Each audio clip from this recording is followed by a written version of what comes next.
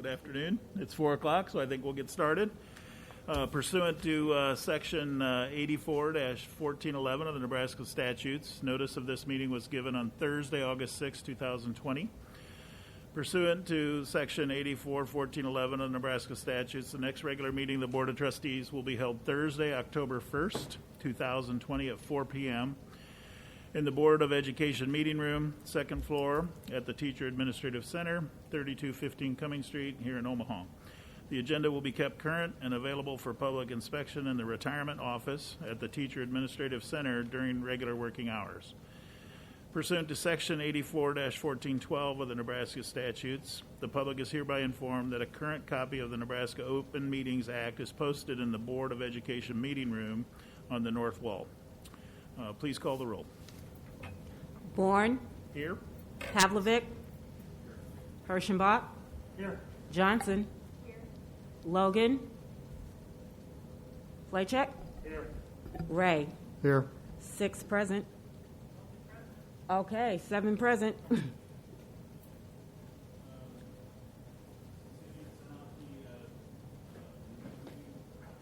I'll get there. The meeting minutes from the last meeting were sent out. Any corrections, adjustments? Look for a motion to approve. I move approval. A second? Second that. Roll call, please. Ray. Aye.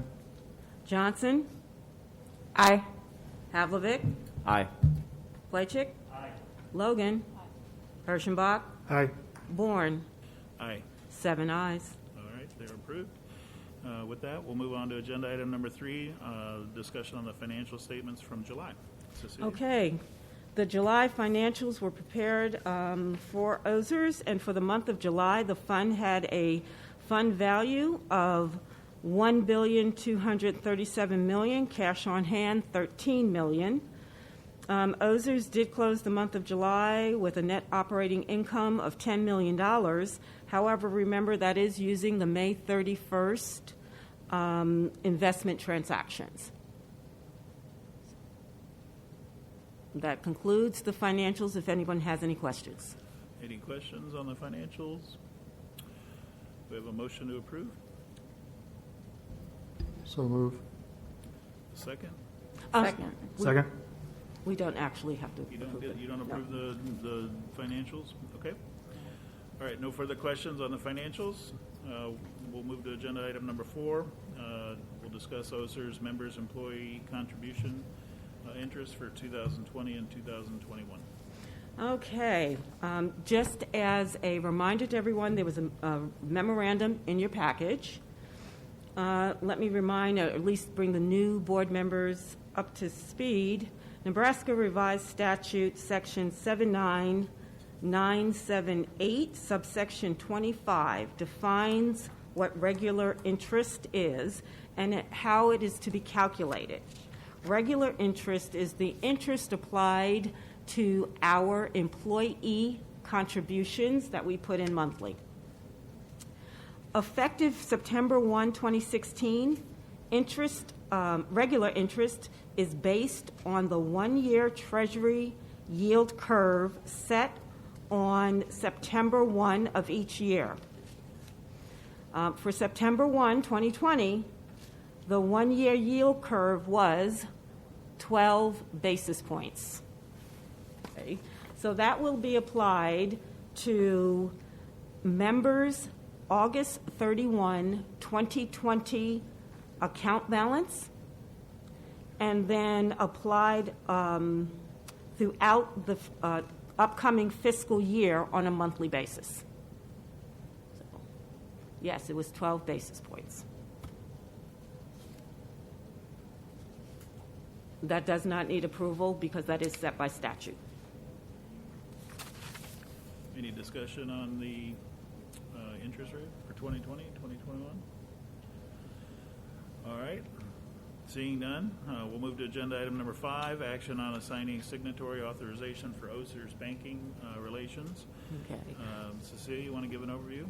With the departure of Mr. Erickson from the board and Mr. Bourne coming on, we do need a simple resolution to remove Mr. Erickson as a signatory and appoint Mr. Bourne. And this is authorizing him to be a signatory on our OSERS, quote, checking account and any other documents that we have to sign in the future. That's it in a nutshell. Okay. It would not remove me or Jim Ellis, just remove Mr. Erickson and add Mr. Bourne. All right, so we'll have Faith Johnson read the motion, then we'll open it up for discussion if there is any. I move Don Erickson be removed from the banking authorization and signatory authorization associated with the Omaha School Employees Retirement System, and that Patrick Bourne be named in his place. Any discussion on the motion? Look for a Did you want a second? yep, I'll second. second. All right, so we have the motion by Faith and a second. Any other discussion? All in favor? Please call the roll. Cecilia? Logan? Ray? Aye. Herschenbach? Havlicek? Aye. Johnson? Aye. Playchick? Bourne? Aye. 7 ayes. All right, agenda item number 6, action on the NCTR 2020 annual meeting, selection of delegates. Cecilia, do you want to give an overview? All right. The 2020 National Council on Teachers Retirement annual meeting will be held virtual this year due to the COVID, and the sessions will be across 3 days. At the end is the business meeting, which will be held on October 15, I believe it is. The business meeting does call for the executive director to be an ex officio delegate, and then calls for 2 delegates and 2 alternates. So this is simply nothing more than those who plan to attend who is willing to serve as a delegate.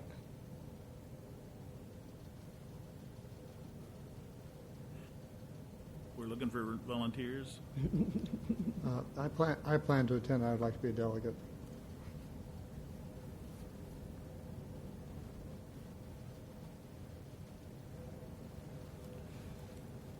Okay.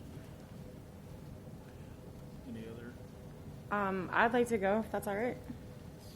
Unfortunately, we don't have the agenda yet or the cost, but as soon as that's released, we will. I will send it out to the entire board. Okay. All right, anything else we need to do on that, Cecilia? That's it. All right, moving right along. I do have a question about that. I just got an email from NCTR yesterday, I think it was, giving the registration. Will you take care of the registration for the people who are going to attend? Yes. Oh, wait a minute. We need to discuss that. We'll discuss that offline. Okay.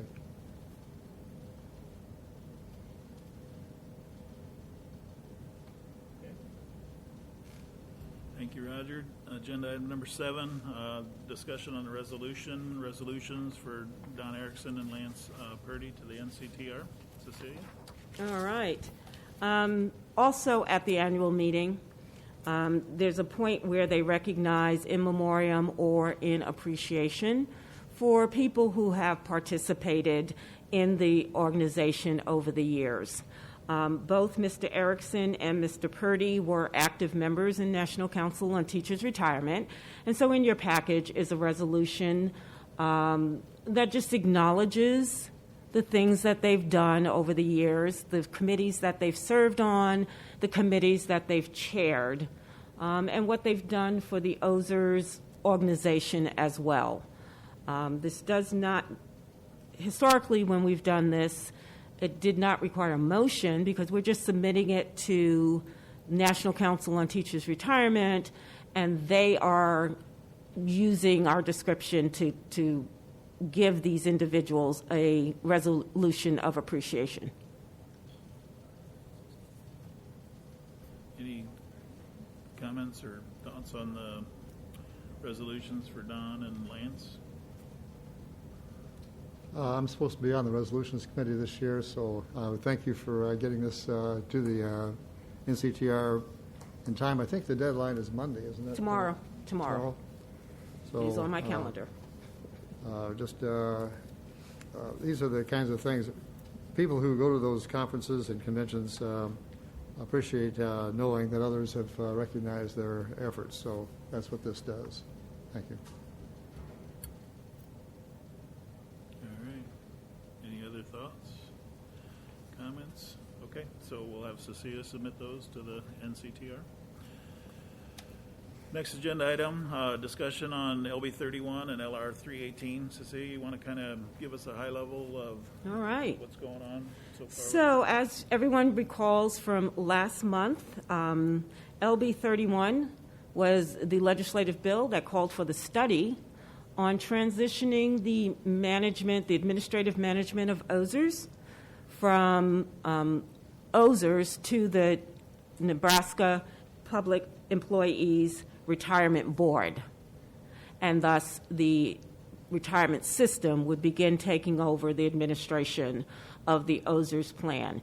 It does not merge the plans together. OSERS plan would remain in its own silo and be operated in the same manner as NPERS, but under the OSERS statutes. The report for LB 31 was submitted on June 30. There will be a hearing on September 18, which is the result of legislative resolution, or LR 318. The hearing will have a presentation by the director of NPERS talking about, from his perspective, the study from an administrative perspective. It will also have a presentation from the company Linnea Solutions, who conducted the study from a technological viewpoint perspective. What technology is going to be needed to make this transition?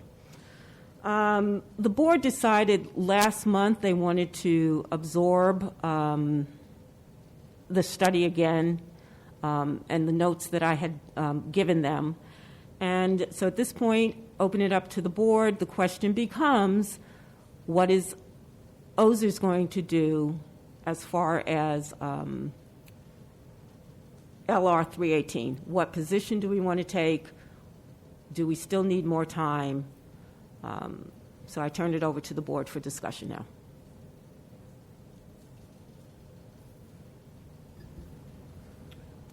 Roger? I'll start. I looked over the report, and although the 38-page report is fairly complete, it's also difficult to follow. After digging through all the stuff, it was pretty clear that there are a number of things that bring concerns about the administration benefits from a single source in Lincoln. The report indicates that the OSERS office in Omaha would be closed and that no satellite office in Omaha would be open. So if anybody from OSERS was retiring, or when people retire from OSERS, they would be required to go to Lincoln for any personal counseling session. From my personal experience when I was on the NPERS board, the number of people who actually get personal conferences is almost zero. They have one room that they offer from time to time. For school employees, they open that during just a set time of year. They typically don't like to counsel school employees during the time that they're talking with the state employees or the county employees about their benefits. That, I think, raises a huge red flag. It cuts back the number of services substantially compared to what we're expecting to get. Currently, every OSERS member has a personal conference with one of the professional staff at OSERS about what the benefits will be, what their options are. That would disappear. I think that cut back in number of services is huge and something that raises huge red flags in my mind. The second thing I noticed is that the ongoing cost of administering the plan will be higher if it goes to NPERS than it is right now. That ongoing cost would be not only the salaries, but also of the individuals who be involved, but also the cost of the computer software that's necessary for OSERS. When I say that, each of the plans that's administered by the state is charged a certain portion of all the administrative costs. The state does not absorb any costs of any of the retirement plans. What they do is they calculate how much it's going to cost to the system, and then those costs are charged back against the trust funds of each of the retirement plans. If we have higher administrative costs, that's going to ultimately require higher contributions from the Omaha Public Schools in order to offset those higher costs. That also raises a huge red flag in my mind. And third, there's a cost of transition from the way the operation is now to putting it to the state, estimated between, I think, $3 and $6 million. That $3 to $6 million could be used, I think, easily to try to make extra contributions to OSERS to help reduce the unfunded liability. The study does nothing to impact the unfunded liability of OSERS. That remains the responsibility of the school district and is not mitigated in any fashion.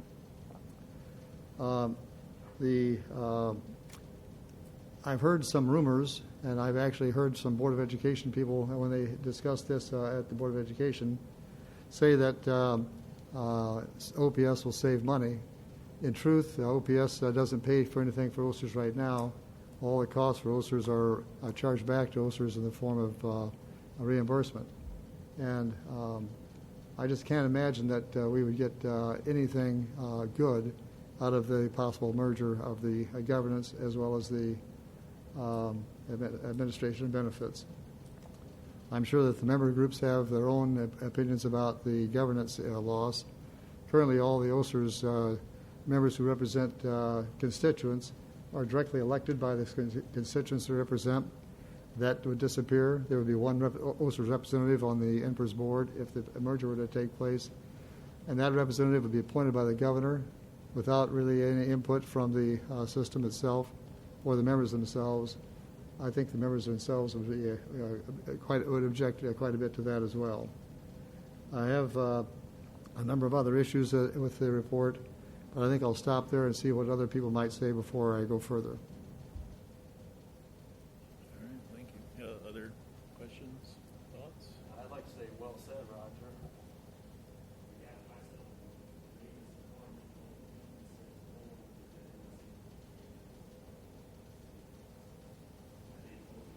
For the last 100 years has been doing a great job getting people retired, showing them their benefits and getting them out of here. I know we had a money issue, but that's already being taken care of through Nebraska Investment Council, which is out of our hands now. But I'd just like to state, as far as administration and OSERS here with OPS, I'd like to just see it stay right here. I know from a certificated standpoint, the concern is, again, Roger said it already, where the office is going to move and getting to Lincoln. Some people can't do that. And also there's been quite a few people who've had to also already deal with NPERS, and there's been some timeliness issues with people getting back to them or even getting to them to begin with. So from a certificated standpoint, there's a whole lot of don't do this, because they're really worried about not having this office right here. They've seen a lot of success with everything here, right here. They're like that they can come to the tax building and handle what they need to right here in Omaha. So.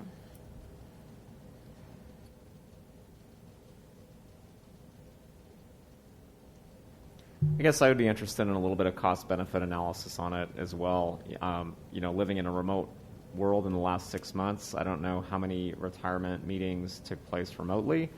I would assume, I guess I'm not sure, but I would assume the state has fielded a lot of phone calls in the last, 6 months or more. And if that's a shift, I don't believe there's an addition of staff to cover the additional support that would be needed at the state level, but it would be good to see if there's any economies of scale that might exist, with more technology that's come around. I think we've all quickly learned that we have to adapt to that, and I think we are, and I think that will follow into retirement and other personal settings as well.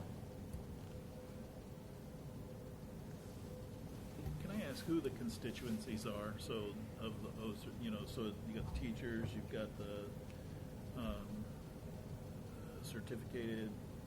I guess so I remember at one time Linda Richards with BTC had asked for input from the constituencies that OSERS serves. And I don't know if we have that yet. Can't hear you. What's that? I can't hear you. Yeah, it's on. You have to get closer to it. I guess my question is there's a number of constituencies that OSERS serves, right? And so the question is I think at one time Linda Richards with Better Together Coalition had asked for input from each of those constituencies and wanted their views specifically. And I guess I'm trying to think, is that something that OSERS aggregates, or did that go back to Linda? The question is what I heard from your constituency, but what are the others saying specifically? Do we have that feedback yet? Okay. The Better Together Coalition was planning to meet, and that was the charge. Go find out what your constituents are saying. Now, just from hearing today and questions that I've received, I have picked up that, Local 226 is not interested. I believe I'm stating correctly, Mr. Ray, that OEA retired is not interested. And OEA, I haven't heard anything formal, but there was a feeling that they were not interested as a whole. The only one that I have not heard from is the Administrators Association. And those are the four basic constituents of the four basic employee constituents of the Better Together Coalition. I would be interested in hearing Dr. Logan's viewpoint.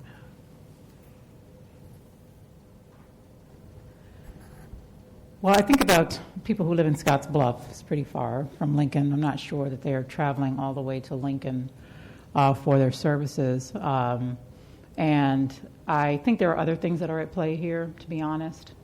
And, from my viewpoint as a member of OSERS, I'm the most interested in its viability as a school district.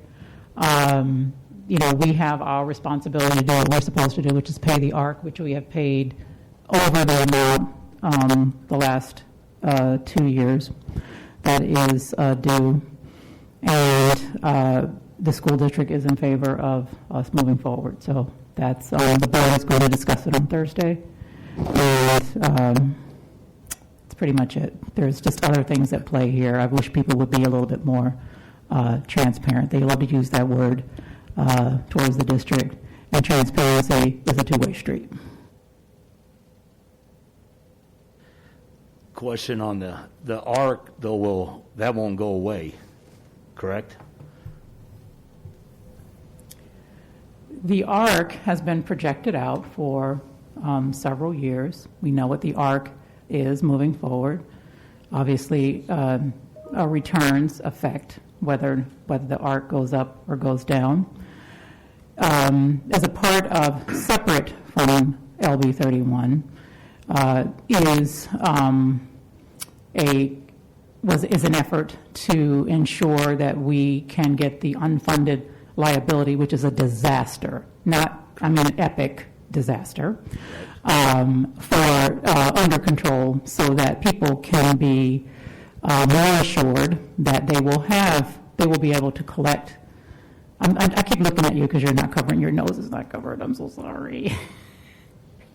And I had to close the school a little while ago because there's a cluster of 5 cases in one school plus 3 suspected. So I'm a little sensitive to it today. So I apologize. So that's really what that is all about. So part of the effort, and thank you for asking the question, is the school district wanting to make a commitment to make a much larger contribution so that we can get it funded, which is really important that all of us come in a good faith effort and being transparent so that we can get that under control, because without us doing what we need to do as a school district and increasing the ARC payment, there's no way to do it. But we all have to be transparent. We all have to be honest. We all have to be forthcoming about what our real motives are around our positions. So I get the sense that this is likely going to happen whether we agree or disagree. And so I guess my question would be, are there things that we can do to influence the outcome in a way that's beneficial to everybody? So as an example, is there a way to influence the final decision so that there's an office here, even though the administration might be in Lincoln? Or, there's different ways of doing this. You don't have to do everything all at once. And I don't know the answer to that question. I don't know, Dr. Logan, if you have any more insight into that. I know that from the information that I have gotten so far, there isn't that interest in creating another office. And I think a lot of that has to do with what Mr. Havlovic said, in the meantime, time since we've had this discussion, we have all gone online and realized that many of us will have to do all of our I'm a part of the Maryland retirement system. I'm not old enough to retire, but anything that I need to do with the Maryland retirement system, I clearly just do it from wherever I am. And so I have operated in a remote. It's a bigger state in terms of population density, almost 7 million people. But that is just a part of how you have your conference. If you want to have a conference, you click on, you have a video conference with the individual, a video conferencing all set up, and that kind of thing. I think all organizations, these like large organizations, are going to have issues. I'm not sure. There are people who come and make a complaint about any office or the office here, but we certainly don't take that as that's everybody's, whatever, that's their particular experience. So I try to stay away from anecdotals unless I have some quantitative data to really back that up. But I think it's to Scott's point that been working with Senator Coltman and how he is very interested in moving this along for a lot of different reasons. How do we influence the process if the real concern is the office and obviously the office staff, right? So, we're a people business, but that may be one way to influence. I'm not sure there's going to be a lot there because of this. We're pretty much in a virtual world, probably to stay for, not for everything, but for these kinds of transactions. So I would say that those are some things that we really should think about, and how, if there are things that we really, really want, that we think about what those things really, really are, and kind of stay out of the other agenda items, because it's just not going to, this is too big an important issue to get mired in other crap. Sorry, it's the nicest way I can say it. It's too big. It's too important. This is not the time to get into the politics arena. This is about real people's money that they have earned, and making sure that we have done what we needed to do as stewards of that, however we got to these chairs. And I think that's really, really important. And that's the only reason that I have taken such an interest in it, because it's that important. So.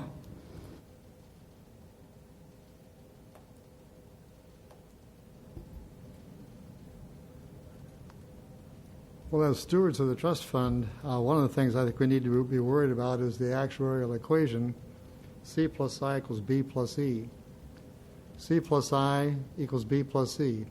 That's driving all the actuarial decisions. C is the contribution level. I is the income that you earn. The contributions plus the income you earn have to be able to pay for the benefits. So C plus I equals B, which is benefits, plus expenses. The higher the expenses are, the higher the contribution or the interest that you earn has to be. As I read that report, the expenses ratio is going to go up. Roger, we're reading it two different ways, and I know that it's good for you to say it that way, but I think everybody really needs to read it and make sure that they understand it, because I don't read it that way. So we can debate here, but I think everybody needs to make sure they really read it, so we're not depending on your own understanding of it, not what you've been told by me or any other individual. Well, I appreciate the opportunity for everybody to read the report. I have, and it indicates that currently we have 4 members of the OSERS staff. That's it. The report says if the merger were to take place, it would have to have 4 new employees at NPERS. They'd have to hire a new person for the call center. They'd have to hire a paralegal full-time to handle the situations. I'm not sure how you can have all that happen without having higher expenses. In addition to that, the computer system at Lincoln is more than 20 years old. It's going to have to be redone. There is absolutely no ability for it right now to calculate the benefits under the OSERS system, and our benefits are unique. So it's going to require a new computer system. That'll be additional expense, and additional expense for that new computer system will be charged to all the retirement systems that are being managed there. I just don't see how you can look at that and say the expenses will be less. So how did you get the idea there would be less? I'm not going to sit here and debate that with you, Roger. I'm welcome. We're welcome to have an offline conversation if you'd like to do that. Happy to do that, because updating an ERP system is something that if it's time to update an ERP system, it's not because a new entity was added into it. It's just that every 10 years or so, you need to update the ERP system, which is enterprise resource planning for those people who don't know. So I'm happy to have that offline conversation with you, Roger, whatever you'd like. Yeah, my recollection of the report is that roughly the ongoing expenses were roughly equal. I could be wrong there, but I thought they were pretty close. They were within, 50,000 or so on about $1 billion of spend. That, I think, was for that did not account for the new call center representative or the lead paralegal. The other expenses were about the same, but I don't think it accounted for what they thought would have to be new employees. Plus, it doesn't take into account the transition costs. And the fact that for 3 years, there would have to be a transition from one system to another system. I just don't see how any of that is in the best interests of the OSERS members. And that's who we are supposed to be looking after. We're supposed to have in our primary focus what is the best interest of OSERS members and their beneficiaries. And because of that, I think we ought to take a position and opposed to the system, opposed to the merger based on what we have in that report. And I'll move that on behalf of for the board to consider. All right, so we have a motion to, could you restate it, Roger? A motion that OSERS will oppose the merger for the reasons that I've stated earlier at the hearing next on the 18th of September. Okay, so we have a motion. I guess we need to look for a second. I don't want to cut off the discussion, though, so just so you know, if there is a second, we'll continue the discussion. I'll second that. Okay, so we have a motion and a second. So this is kind of, so I'm obviously still trying to get up to speed on everything OSERS and the history in that, and I guess where I'm struggling is that, anecdotally we've heard that from Faith that the teachers, but I don't know that we have any conclusive, the teachers union has taken a vote they're opposed or supportive, or OEA retired, and I don't, Roger, you said that you're opposed, but is that the organization has taken a formal motion on that, or is that something that happens? And so I know traditionally OSERS hasn't taken positions on issues like this. I don't know that that's right or wrong, but to me, until you know what these constituents, what these groups specifically want to do, I don't know how OSERS takes a position. You know what I'm saying? I don't think we take a position based on what the constituents want. I think we take a position based on what's good for the retirement system itself. And I don't see how you can have a retirement system that has higher expenses that's better off for the employees and fewer services. If the employees want the transition, they'll make that decision themselves, and they'll communicate that to the legislature. But that's not our job. Our job is to look at the overall picture. What is good for the system? Are we being good stewards of the retirement system if we support a report that says it's going to cost more money to administer the plan than it does now with fewer services? Is that what's in the best interest of the members? I think it is not. And just so you know where I'm coming from, so all of these constituency groups were involved with Better Together, and I haven't heard whether their support. I don't know if that work product with Better Together was theirs or how that exactly worked. It's when I talked to like Linda Richards, I said, is there a predetermined notion of what's going to happen? Nope. I have a conversation with Senator Colderman. What are your thoughts? Well, no, so I don't know what. It's hard for me to rationalize if this board says no, we don't want it to go, but then every one of the constituency groups says we're okay with it. That's where I'm struggling. But if all the constituencies say no, it's in the best interest of our group specifically to maintain it in Omaha or maintain OSERS, then that's where I don't know how you disagree with that. That's where I am at with it. So I don't disagree with that. If the members want it to be changed, it'll be changed. If the members don't want it to be changed, I'm not sure what will happen. This is something that's going to go before the legislature. The legislature is the one who controls this. We don't. And if the legislature says we want to go forward, they will, even if we say no. I think we need to raise the red flags about the administrative issues that are in that report. And those are the things I think we ought to focus on. What are the administrative issues for running the retirement plan that need to be addressed, because they have not been addressed, and I think they need to be addressed. If we say we're in support of it, then that means there's no detail. Without detail, I don't know how we can go forward. And I think we need to say we need more detail if there's going to be a plan to go forward, and if there's not going to be a plan to go forward, that's okay. But these issues have to be addressed, and the ones that I outlined, I think, are some of the major ones. There's others, but those are the major ones that I saw. Do you think that we can have those addressed at the hearing, Roger? I don't. I think the hearing is going to be to find out what people think about the report, and then they'll have to come back with another idea, another plan. If there's an action plan developed, that's a whole different program. Got it. Without an action plan, I think we're just kind of shooting in the dark. One of the things that's been so far somewhat problematic is that the Better Together Coalition has not communicated its deliberations with the member groups.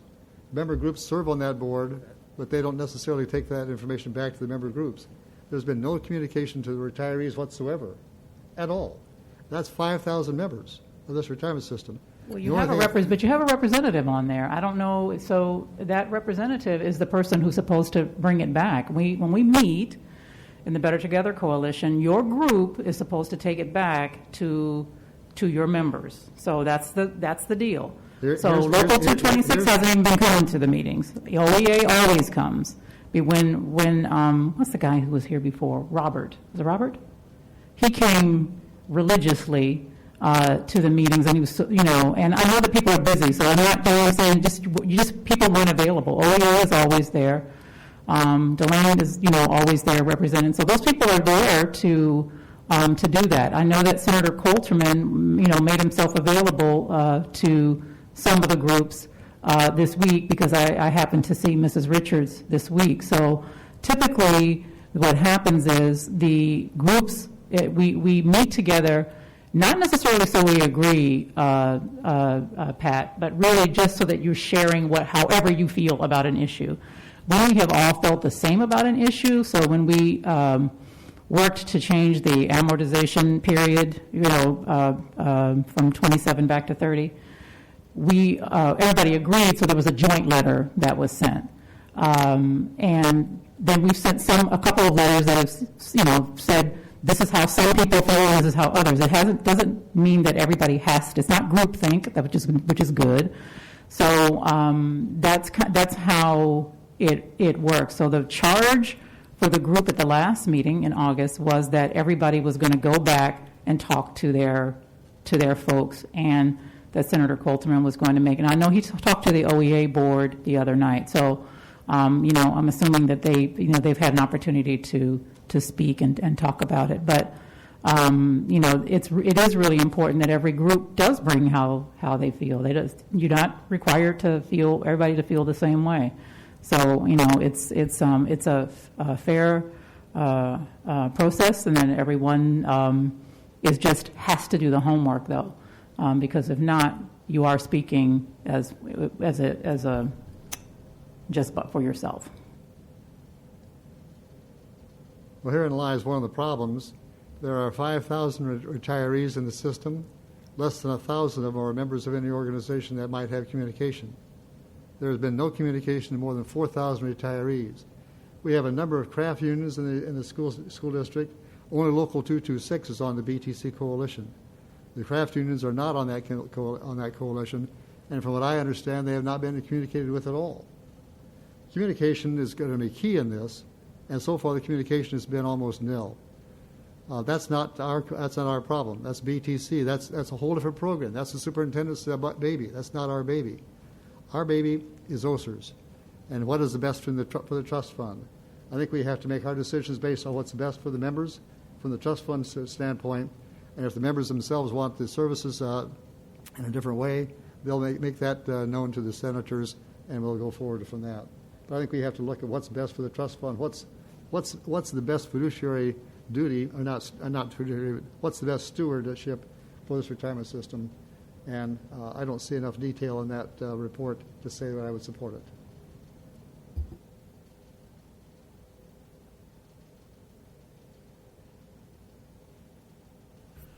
Further thoughts or discussions relative to the motion?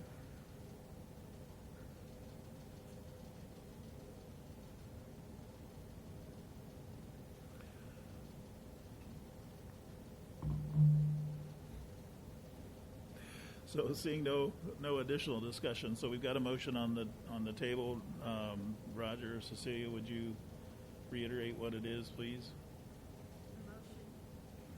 The motion is that OSERS will take a position of oppose to LB 31, the movement to go forward with the movement of the administration to NPERS at the hearing that'll take place on September 18, 2020. Okay, so an aye vote means you support the motion to say no, OSERS does not agree with moving it to NPERS. And a nay motion is just the defeat, or a nay vote is the defeat of the motion. Correct. Okay, so Cecilia, would you call the roll? Ray? Aye. Placzek? Aye. Johnson? Aye. Pavlovic? No. Hirschenbach? No. Logan? No. Bourne? Aye. 4 ayes, 3 nays. So Motion passes. The motion passes. So, so next step, so when are we going to hear from the constituencies? Or is that something the Better Together Coalition is gathering? Or is that something that OSERS is gathering? Because, I don't, to a certain extent, Roger, I agree with what you're saying, but I also believe that there's a role for the, it's hard for me as a new person on the board if the constituencies think that it makes sense to go to, to be wound up into NPERS. It's hard to argue with that. And so, while I certainly understand what you're saying, I guess, so to me, there's an opportunity for the constituents to weigh in, and I've yet to see that. I would agree that the constituents have not been contacted. I'm not sure that it's OSER's responsibility to do that. We could. This bill was put in the hopper by OPS. I think OPS is the one that has to take the lead and say, if this is what we want to do, then let's go forward and ask all the constituents, not just a small group of people who say, we'll take it back to our members if we happen to think about it, but find a good way to communicate with everybody Because right now, the communication on this has been almost zero. Roger, we disagree, but I don't want to go there. But I think it's unfair if the OEA is going to be, and I have confidence in their leadership, as we all do. If they're going to be a representative, I think it's fair to expect for them to go back and have their own process for communicating, because then, no matter what, we are the filter for the communication. And I think that it's if you as an organization, if you just decide you're going to participate, the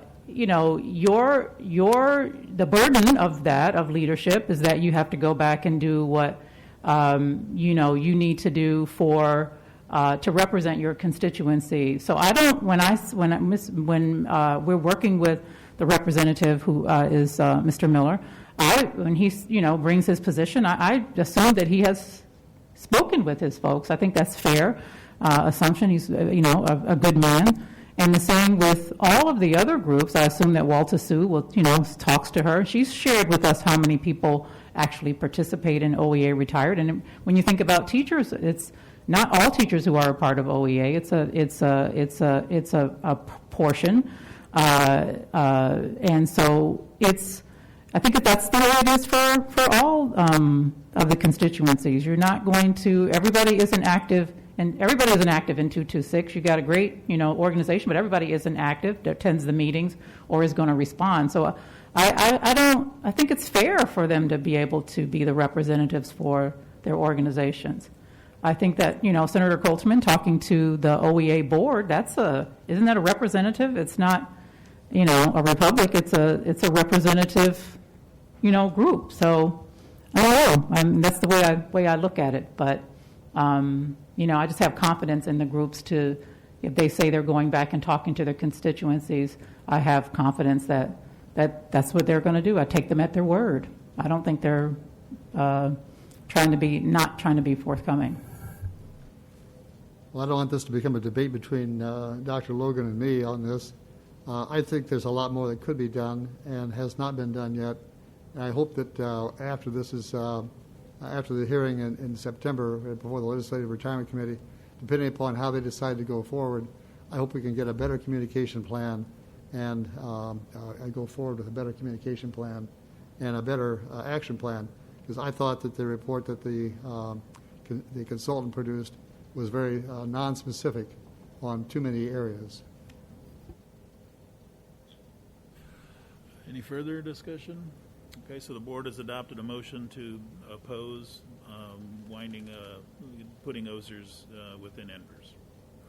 Okay. Number 9, Executive Director's Report. Cecilia? Okay, I have 4 items. First, I'd like to bring the board up to speed that on August 7, 2020, OSERS did receive its contribution from the state of Nebraska. It was $1.216 million for the June retirements. 109 people retired, and that was our state service annuity amount for those retirements.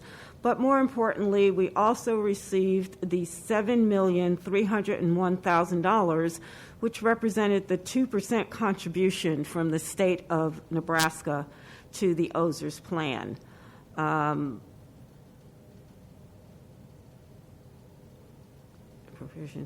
Okay.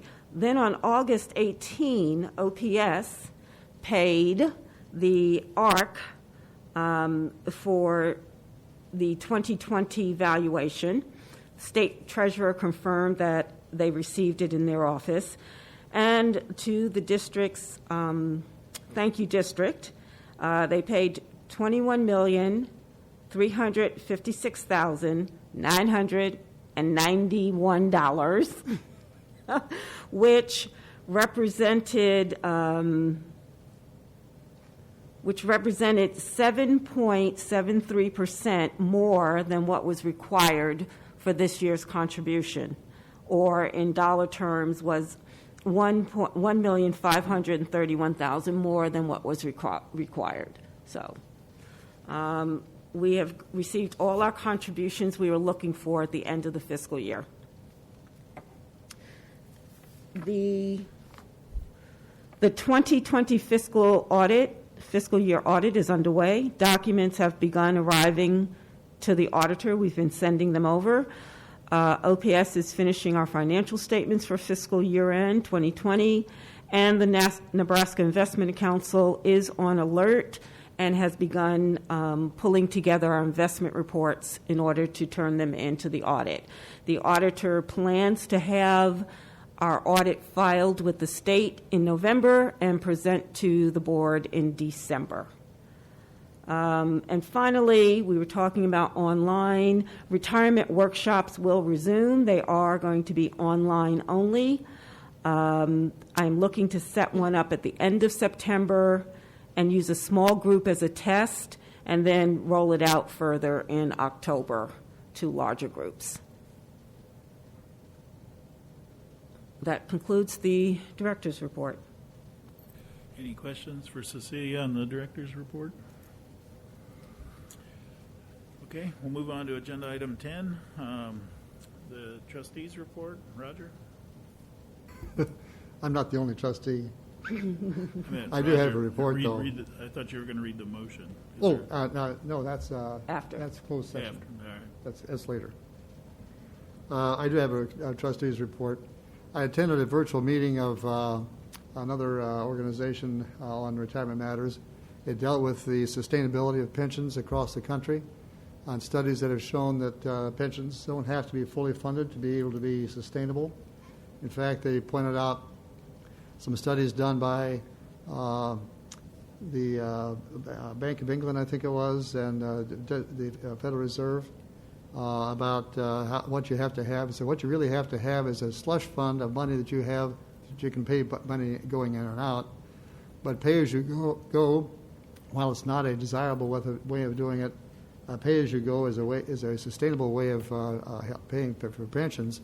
It's just not the best way to do it. They mentioned that Social Security is that possibility. Social Security has been pay as you go since the very beginning, and it is sustainable. It has been around for a long time, and it will be around for a lot longer. They produced a report that I'll share with Cecilia, who can then share it with the board in this particular analysis that showed how that sustainability is possible.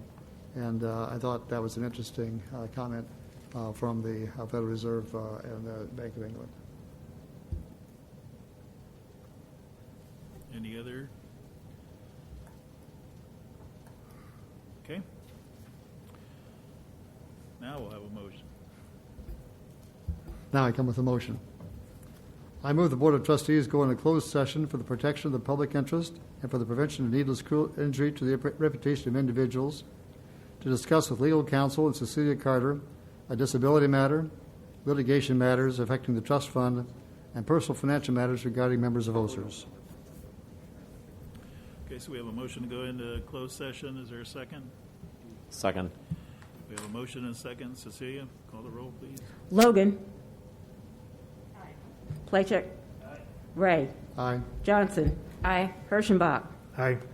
Havlovic. Aye. Bourne. Yes. 7 ayes. Okay, we're in closed session. Oh, you have to read that reminder. Read them.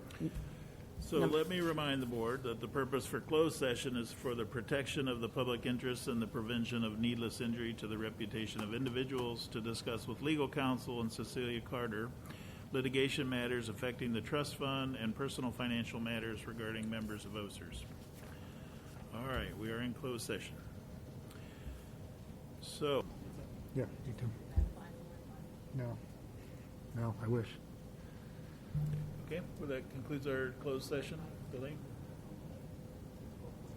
And so I'll take the roll call for we're back in session at 5:50. Bourne. Yes. Havlovic. Hirschenbach. Yes. Johnson. Yes. Logan. Playcheck. Yes. And Ray. Here. 7 present. Now Scott.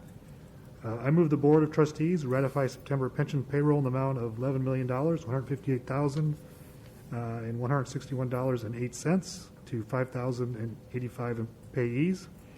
Approve staff payroll in the amount of $31,441.44. Approve 21 new retirements effective September 1st, 2020. First pension payment October 3rd, 2020. Ratify the suspension of 13 retirements due to the death of the retiree for the month of July. Ratify the suspension of 15 retirements and the continuation of 1 joint and survivor annuities due to the death of the retiree for the month of September. Approve the processing of 13 refunds to former OSERS members in the aggregate amount of $219,891.49 in the month of September. Approve accounts payables for September in the aggregate of $3,975.00. You've heard the motion. Do we have a second? Second. We have a motion and a second. Cecilia? Johnson? Aye. Ray? Aye. Logan? Havlicek? Aye. Hirschenbach? Aye. Placzek? Bourne? Aye. 7 ayes. Okay. Any new business? Okay.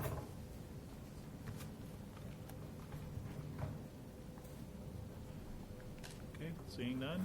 Motion to adjourn? Thank you. We are adjourned. We're adjourned at 5:52.